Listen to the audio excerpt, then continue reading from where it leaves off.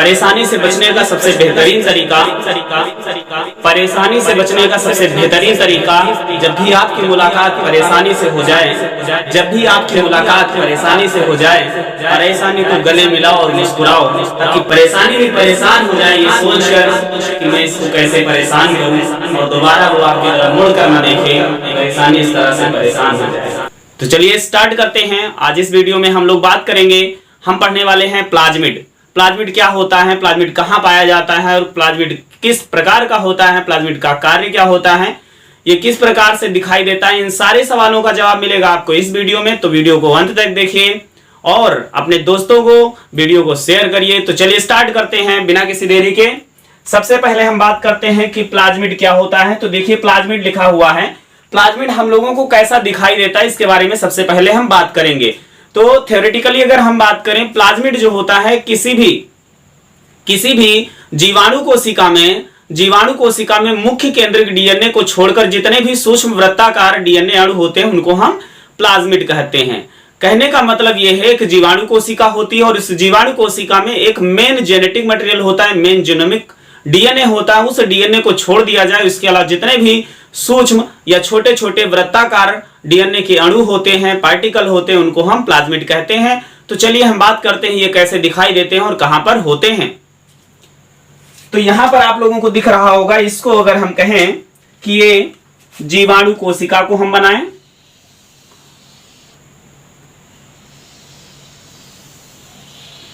ये जो है इसको हम अगर जीवाणु कोशिका कहें तो ये हमारा जो होगा मेन जेनोमिक मटेरियल होगा, या इसको हम मेन डीएनए बोलेंगे, मेन डीएनए या मेन जेनेटिक मटेरियल बोलेंगे।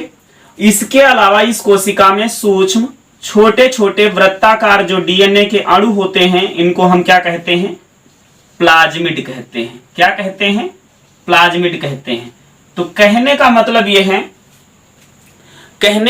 यह है कि किसी भी जीवाणु कोशिका में मुख्य केंद्रक डीएनए को छोड़कर जितने भी सूक्ष्म छोटे वृत्ताकार डीएनए के अणु होते हैं उनको हम क्या कहते हैं, प्लाज्मिड कहते हैं। तो ये बात थी प्लाज्मिड क्या होते हैं, ये प्लाज्मिड की डिफिनीशन थी। अब हम बात करते हैं एक जीवाणु कोशिका में कितने प्लाज्मिड हो सकते हैं। तो एक जीवाणु कोशिका में एक से लेकर के 100 तक की प्लाज्मिड हो सकते हैं। अब हम प्लाज्मिड नाम इसका जो है किसने रखा, इसको सबसे पहले किसने डिस्कवर किया, तो इन सारी चीजों के बारे में हम देखते हैं। तो सबसे पहले हम बात करेंगे कि प्लाज्मिड का जो नाम है, प्लाज्मिड जो टर्म है वो किसने दिया था। तो फर्स्ट ऑफ ऑल प्लाज्मिड जो वर्ड है, टर्म है, ये जोशुआ लीडरबर्ग ने 1952 में दिया था। किस सन में दिया था, 1952 में सबसे पहले प्लाज्मिड नाम दिया था जोशुआ लीडरबर्ग ने। अब हम बात करते हैं कि जो प्लाज्मिड होते हैं मौजूदा हालत में अगर हम बात करें कि प्लाज्मिड कितने हैं, तो प्लाज्मिड जो हमारे 500 से अधिक भी खोजे जा चुके हैं, 500 से भी अधिक हमारे प्लाज्मिड खोजे जा चुके हैं। इसके अलावा हम बात करते हैं कि प्लाज्मिड की अगर हम साइज की बात करें तो प्लाज्मिड जो होता है और डीएनए की अगर हम एवरेज या क्वांटिटी की बात करें तो मुख्य जो डीएनए होता है यहां पर टोटल, यहां पर ये लाइन देख रहे होंगे लिखा हुआ है प्लाज्मिड 2%, प्लाज्मिड जो है 2% होता है मुख्य डीएनए का, या मुख्य डीएनए की अपेक्षा या उसके एवरेज में अगर हम प्लाज्मिड की क्वांटिटी की बात करें तो 2% होता है। इसके अलावा और हम बात करेंगे कि इसका साइज क्या होता है।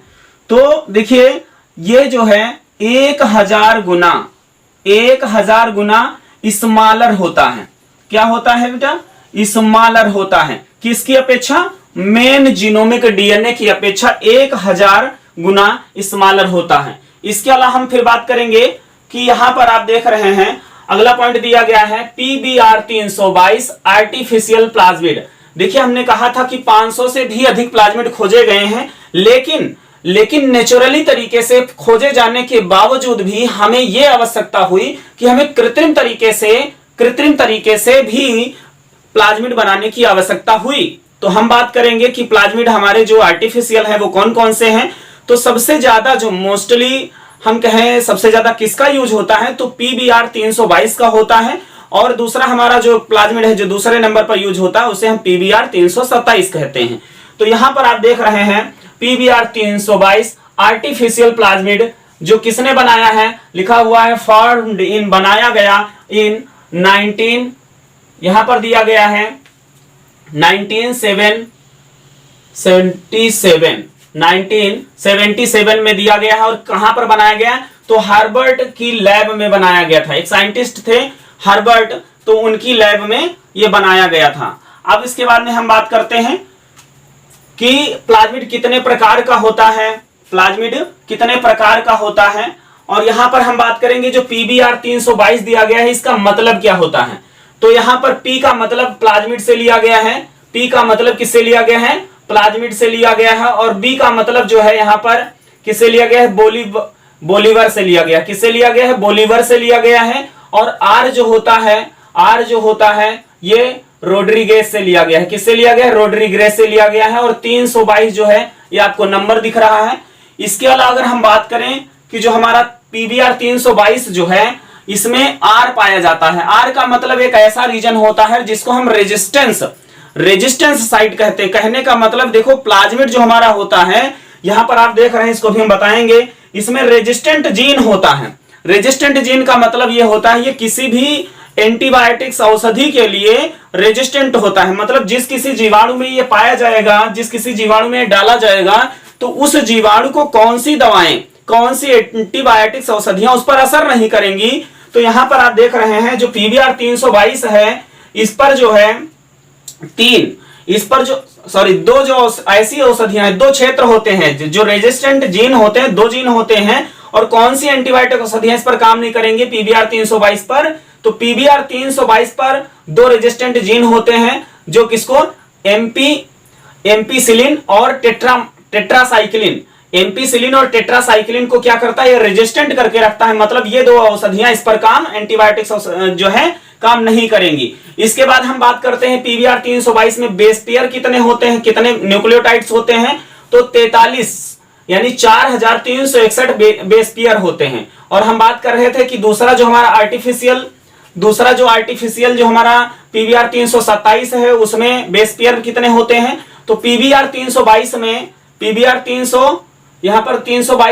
322 की बात नहीं कर रहे, PBr 327 की बात कर रहे हैं। PBr 327 जो होता है उसमें बेस पेयर की संख्या जो होती है 1427 से 2516 तक होती है, 1427 से 2516 तक होती है। इसके अलावा और हम बात करते हैं कि जो कृत्रिम तरीके के बनाए गए, जो कृत्रिम तरीके मतलब आर्टिफिशियल PBr 322 PBr 327 के अलावा भी जो कुछ हमारे प्लाज्मिड हैं जो बनाए गए हैं, तो उनका नाम भी आप देख सकते हैं। उन्हें हम PUC19 PUC18 इत्यादि नाम से जानते हैं।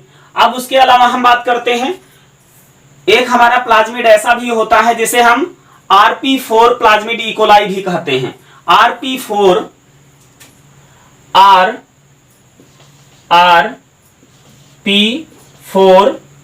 प्लाज्मिड इकोलाई कहते हैं। इसमें क्या होता है, 3 रेजिस्टेंट जीन होते हैं।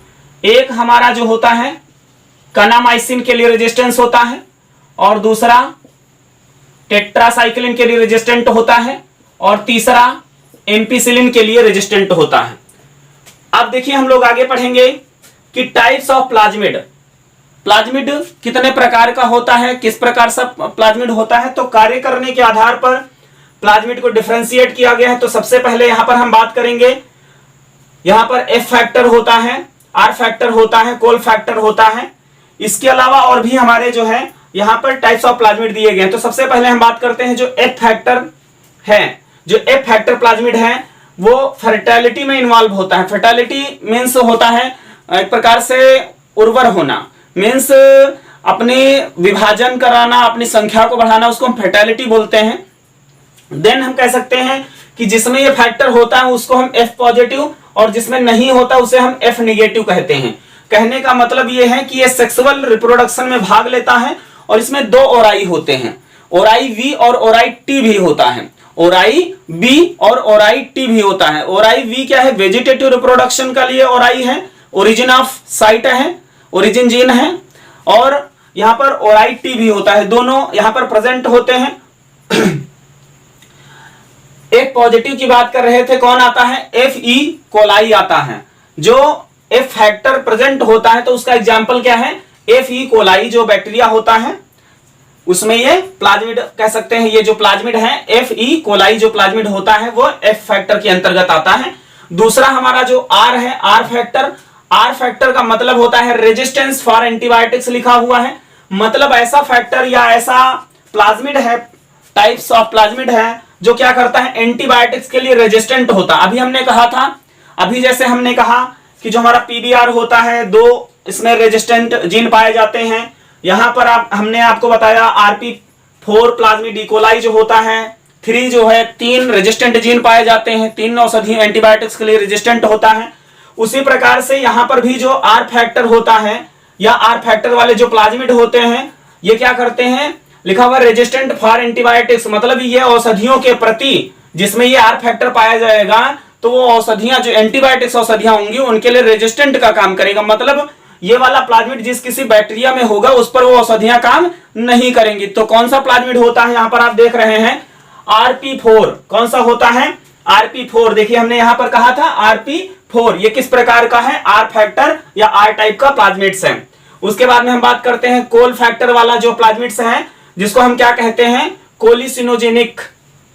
कोलिसिनोजेनिक जो फैक्टर होता है इसमें क्या लिखा हुआ है, इट कैन फॉर्म एंटीबायोटिक्स, मतलब क्या कर सकता है, इसके द्वारा हम लोग क्या कर सकते हैं, एंटीबायोटिक्स का निर्माण कर सकते हैं, एंटीबायोटिक्स बना सकते हैं, जिसमें ये फैक्टर जिस प्लाज्मिड में मौजूद होगा, यानी कि उस बैक्टीरिया का उपयोग करके हम क्या बनाएंगे, एंटीबायोटिक्स औषधि बनाएंगे, ड्रग्स बनाएंगे, एंटीबायोटिक्स ड्रग्स बनाएंगे। इसके अलावा कुछ प्लाज्मिड ऐसे होते हैं जो डीजेनरेटिव होते हैं, मतलब जिस किसी जीवाणु में होंगे वो धीरे धीरे डीजेनरेट होते रहते हैं, तो उसको डीजेनरेटिव टाइप ऑफ प्लाज्मिड कहते हैं। इसके अलावा हमारा जो होता है वेरुलेंस प्लाज्मिड जो होता है, वेरुलेंस प्लाज्मिड आप जानते हैं ये प्रभावित करेगा, एक प्रकार से संक्रमण करेगा। उसके अलावा हम बात करते हैं क्रिप्टिक प्लाज्मिड दिया गया, क्रिप्टिक प्लाज्मिड का मतलब होता है ये प्लाज्मिड होगा लेकिन क्या करेगा, कुछ नहीं काम करेगा, मतलब निष्क्रिय अवस्था में उस बैक्टीरियल सेल में पड़ा रहेगा, तो उसको क्रिप्टिक प्लाज्मिड कहेंगे। इसके अलावा जो हमारा एक और प्लाज्मिड होता है जिसको हम सोसाइड प्लाज्मिड कहते हैं, ये क्या करता है, किसी बैक्टीरियल सेल में पाया जाता है और कुछ समय के बाद में या अगर किसी दूसरे में भेज दिया जाता है तो ये सोसाइड कर लेता है, इसलिए इसको सोसाइड क्या कहते हैं, प्लाज्मिड कहते हैं। तो ये टाइप ऑफ प्लाज्मिड थे। इसके बाद में हम बात करेंगे कि इसकी क्या प्रॉपर्टीज होती हैं, मतलब एक अच्छे जो प्लाज्मिड होते हैं उसकी क्या प्रॉपर्टीज होती हैं। तो देखो प्लाज्मिड का प्रॉपर्टी समझने के बाद में हम बात करेंगे कि प्लाज्मिड का कार्य क्या होता है।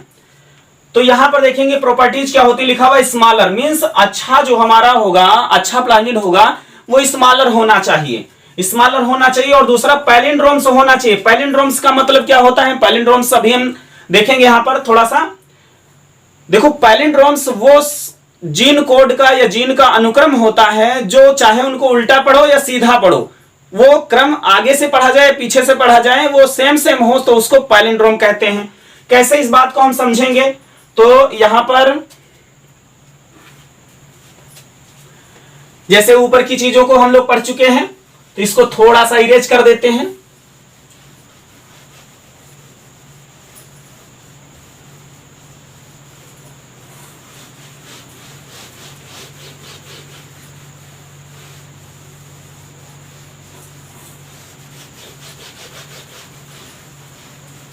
प्रॉपर्टी हम लोग पढ़ रहे थे और उसके बाद में यहां पर हम देखेंगे, हम बात कर रहे थे पैलिंड्रोम्स क्या है। देखिए पैलिंड्रोम्स जीन का वह अनुक्रम है जो आगे से पढ़ा जाए तब भी वही आए और पीछे से भी पढ़ा जाए तो तब भी वही आए। तो हम यहां पर बात करते हैं, जैसे आप देखेंगे कि लिखा हुआ है मल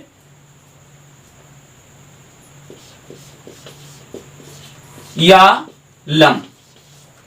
अब देखिए यहां पर MA, तो MALLAAY कहने का मतलब है इसको चाहे तो आगे से पढ़ लो मलयालम आएगा और चाहे तो पीछे से पढ़ लो मलयालम आएगा, मतलब ये क्या है, एक पैलिंड्रोम है। क्या है, पैलिंड्रोम है। ठीक उसी प्रकार से जैसे हम हिंदी में लिखेंगे कनक, क्या लिख दें, कनक। अब इसको चाहे इस तरफ से पढ़ो कनक होगा और चाहे इस तरफ से पढ़ो तो कनक होगा। अब हम बात करते हैं इस प्रकार के पॉलिंड्रोम्स को, तो हम एग्जाम्पल के रूप में, लेकिन आपके मन में आया इच्छा ये होगी कि आखिर रियल जो प्लाज्मिड का जो पैलिंड्रोम्स होता है वो कैसा होता है। तो देखिए यहां पर एक प्लाज्मिड होता है, एक प्लाज्मिड का जो है पैलिंड्रोम होता है G A A T T C और ये 5' 3'। अब देखिए यहां पर जब ये 5' होगा तो ये डीएनए की एक श्रृंखला हो गई और डीएनए की दूसरी श्रृंखला ये रहेगी, तो 5' हमेशा 3' के एंगल में जुड़ता है और 3' हमेशा 5' के एंगल में जुड़ेगा। तो आप सभी जानते हैं G किससे जुड़ेगा, G ट्रिपल बॉन्ड के हम लोगों ने डीएनए के मॉडल में पढ़ा था कि G हमेशा ट्रिपल बॉन्ड C के साथ जुड़ता है, A हमेशा T से जुड़ेगा, A हमेशा T से जुड़ेगा, T हमेशा A से जुड़ेगा और C हमेशा G से जुड़ेगा। अब देखो ये क्या है, ये एक पैलिंड्रोम है। क्या है, पैलिंड्रोम है, क्योंकि 5 से पढ़ो तो G A A आ रहा है, 5 से पढ़ो G A A T T C आ रहा है, तो ये क्या है, ये एक पैलिंड्रोम है। और हम बात करेंगे कि ये इसमें जो रिस्ट्रक्शन इंडोन्यूक्लियेज एंजाइम होता है इसको काटता कहां से है, तो हमेशा काटेगा कहां, G और A के बीच से काटता है। कहां से काटेगा, G और A के बीच से काटेगा। और देखिए यहां पर ये इसका क्या है, ये क्या है, एक पैलिंड्रोम है और जिसमें पॉलिंड्रोम नहीं होगा तो वो कटेगा ही नहीं, और जब कटेगा ही नहीं तो वो जोड़ेगा नहीं, और जब जोड़ेगा नहीं तो कोई नई चीज इन्वेंट नहीं करेगा, और जब काटेगा नहीं जोड़ेगा नहीं तो वो प्लाज्मिड हो ही नहीं सकता। क्योंकि प्लाज्मिड में हम लोग क्या करते हैं, क्योंकि अगर इसके पहले वाले हमारे बायोटेक्नोलॉजी का सेकंड पार्ट आप लोगों ने नहीं देखा है जिसमें रिकॉम्बिनेंट डीएनए पढ़ाया गया है, उसको आप देख लीजिएगा, प्लाज्मिड का कार्य पता चल जाएगा। तो प्लाज्मिड अगर कटना और जोड़ना नहीं जानता है, प्लाज्मिड कटना और जुड़ना नहीं जानता है, इसका मतलब यह है कि ये उसमें पैलिंड्रोम्स होगा ही नहीं, और जब कटना और जुड़ना नहीं जानता है तो वो प्लाज्मिड क्या हो जाएगा, बेकार हो जाएगा। इसीलिए तो प्लाज्मिड आर्टिफिशियल बनाए गए हैं ताकि उसमें ज्यादा से ज्यादा ओराई साइट जो है बनाए जा सके, ठीक है, ज्यादा से ज्यादा जीन को वो अपने साथ जोड़ सके। इसीलिए पीबीआर 322 पीबीआर 327 जो है बनाए गए हैं, क्योंकि उसमें ज्यादा से ज्यादा जो है ओराई सेंटर बनाए गए, ओराई साइट बनाए गए हैं। जिस किसी भी प्लाज्मिड में ओराई की संख्या कम होगी वो प्लाज्मिड उतना ही बेकार होगा। अभी प्रॉपर्टीज में हम लोग देखेंगे तो पैलिंड्रोम्स का होना, यानी जितना ज्यादा पैलिंड्रोम्स होंगे, कटिंग की क्षमता ज्यादा होगी, उतना ही वो उसकी बेस्ट प्रॉपर्टी मानी जाएगी। लिखा हुआ है जीन को इंसर्ट करे। देखो बेटा, जब तक प्लाज्मिड कटेगा नहीं तब तक उसके पास में ये कैपेबिलिटी नहीं आएगी जीन्स को इंसर्ट करे। जीन्स को इंसर्ट करने का मतलब है अपने अंदर जोड़ ले। अभी इसको हम समझाएंगे आपको। जैसे मान लीजिए कि ये एक प्लाज्मिड है, ये क्या है, प्लाज्मिड है, और इसको हम मान लिए कि ये डीएनए की एक श्रृंखला है। और देखिए प्लाज्मिड की खास बात क्या है, प्लाज्मिड जो होते हैं कुछ सर्कुलर भी होते हैं। यहां पे प्लाज्मिड हम लोगों ने सर्कुलर देखा है, कुछ लाइनियर भी होते हैं और कुछ वायरसों में भी मौजूद होते हैं, कुछ वायरसों में भी मौजूद होते हैं। तो ये देखो कटा हुआ प्लाज्मिड है। आप जानते हैं प्लाज्मिड को किससे काटते हैं, डीएनए को किससे काटते हैं, रिस्ट्रक्शन इंडोन्यूक्लियेज एंजाइम से काटते हैं। तो यहां पर देखिए, अगर यहां की एक श्रृंखला ये जी से कट गया तो बाकी का जो ये अक्षर होगा जी जुड़ेगा यहां पर, जी कहां जुड़ेगा, यहां पर जुड़ेगा, और बाकी के अक्षर आएंगे ए टी टी सी, इस तरफ यहां पर आ जाएंगे। और उसके बाद देखो यहां पर जो दूसरे वाली लाइन बनेगी उसका जी यहां पर जुड़ गया, जी यहां पर जुड़ गया, और बाकी की जो लाइन होगी वो यहां से सी टी टी ए इस तरह से हो जाएगी। तो देखिए बात समझ में आ गई आपको। एक मिनट देखिए, जी यहां पर मान ली इसके नीचे वाला है तो 5 डायरेक्शन में जुड़ा तो ये 5' हो गया और ये यहां पर 3' आया। उसके बाद देखेंगे कि यहां पर ये जो आ रहा है ये 5' आ रहा है, ठीक है, ये 5' आ रहा है, और जी के बाद में ए आना चाहिए बेटा यहां पर। कैसे, इसी सीरियल में यहां जी के बाद में डबल, हाँ ये ये यहां तक आएगा, फिर इसके बाद में ए और टी फिर सी हो जाएगा। तो आप देखिए ये बनता है आपका प्लाज्मिड। क्या बनता है? प्लाज्मिड बनता है। ये होता है आपका प्लाज्मिड। अब ये प्लाज्मिड देखो जुड़ गए, ये वाला प्लाज्मिड का हिस्सा और ये वाला डिजायर जीन या इंटरेस्ट ऑफ जीन हो गया, तो इसी को बोलते हैं रिकॉम्बिनेंट डीएनए। क्योंकि प्लाज्मिड क्या है? प्लाज्मिड भी हमारा भैया क्या है? डीएनए है। प्लाज्मिड क्या है? डीएनए है। तो इतनी बात समझ में आई? मतलब जीन को इंसर्ट नहीं करेगा तो ये प्लाज्मिड की प्रॉपर्टी ही नहीं है, यह अच्छा प्लाज्मिड नहीं है। अगला देखते हैं, इट कैन डुप्लीकेट। इसमें क्या होना चाहिए? द्विगुणन की क्षमता भी होनी चाहिए, डुप्लीकेट सेंटर भी होना चाहिए। क्या होना चाहिए? डुप्लीकेट सेंटर भी होना चाहिए। जैसे यहां पर आप देखेंगे इसमें लिखा हुआ है कि एक तो बाइंडिंग पावर होनी चाहिए और दूसरा देखिए लिखा हुआ मल्टीपल क्लोनिंग साइट, मतलब अपनी संख्या को बढ़ाने वाला भी साइट होना चाहिए, तभी तो अपनी संख्या को बढ़ाएगा और उसी सेम रिकॉम्बिनेंट डीएनए की बहुत सारी कॉपीज करता है, उसको बोलते हैं क्लोनिंग। मतलब सेम टू सेम या हूबहू उसी तरह के डीएनए या रिकॉम्बिनेंट डीएनए बनाना क्या कहलाता है? क्या कहलाता है? क्लोनिंग कहलाता है। जैसे आप फोटोशॉप को जब आप चलाए होंगे, जो बच्चे फोटोशॉप जानते हैं, कंप्यूटर सिस्टम पे फोटोशॉप चलाना जानते हैं, वो एक फोटो को अच्छा सा बना लेते हैं, फिर उसको क्या करते हैं कि जो आपका टूल बार होता है फोटोशॉप में, फोटो एडोब जो फोटोशॉप होता है उसमें एक टूल बार होता है, उसमें रबर जैसा होता है, उसको लिखा होता है क्लोन। क्लोन करके कर्सर को घुमाते जाओ और क्या होगा? फोटो बनते चले जाएंगे, मतलब आप क्लोनिंग कर रहे हैं। चलिए नेक्स्ट पॉइंट देखते हैं। लिखा हुआ है ओराइज नेसेसरी, मतलब ओरिजिनेटिंग साइट जो होना चाहिए वो बहुत आवश्यक है। ओरिजिनेटिंग जो साइट होगा, यहां पर देख रहे हैं ओरिजिन ऑफ रेप्लिकेशन, मतलब रेप्लिकेशन को उत्पन्न करने वाला भी जीन वहां पर होना चाहिए। इसके बाद में देखो साइज ऑफ प्लाज्मिड हमने बताया ही था, ये क्या होता है? 1 kb से लेकर के 250 kb तक का प्लाज्मिड का क्या हो सकता है? साइज हो सकता है। उसके बाद नंबर ऑफ प्लाज्मिड हमने बताया था कि एक बैक्टीरिया में 1 से लगा करके 100 तक का जो है, 1 से लगा करके 100 तक का जो है क्या पाए जा सकते हैं? प्लाज्मिड पाए जा सकते हैं। और इसके साइज की भी हमने बात की थी कि डीएनए की अपेक्षा ये 1000 गुना छोटे होते हैं और प्रतिशत में बात करें तो ये 2% होते हैं कुल डीएनए का इसके एवरेज में। अब उसके बाद में हम बात करते हैं कि लिखा हुआ है कि for more plasmid chloramphenicol reagent mixed in culture. कहने का मतलब यह है कि अगर आप एक प्लाज्मिड आपको मिल गया और आप बहुत सारा या कोई डीएनए है और उसमें चाहते हो कि बैक्टीरिया आपके लिए बहुत सारे प्लाज्मिड बना दे। आप चाहते हो कि एक बैक्टीरिया के पास में एक ही प्लाज्मिड है और आप चाहते हैं कि ये बैक्टीरिया हमें 100 दे दे। क्या दे दे? 100 प्लाज्मिड दे दे। तो अब क्या करोगे? लिखा हुआ है कि एक रिएजेंट होता है, केमिकल होता है जिसका नाम होता है क्लोरैम्फेनिकोल।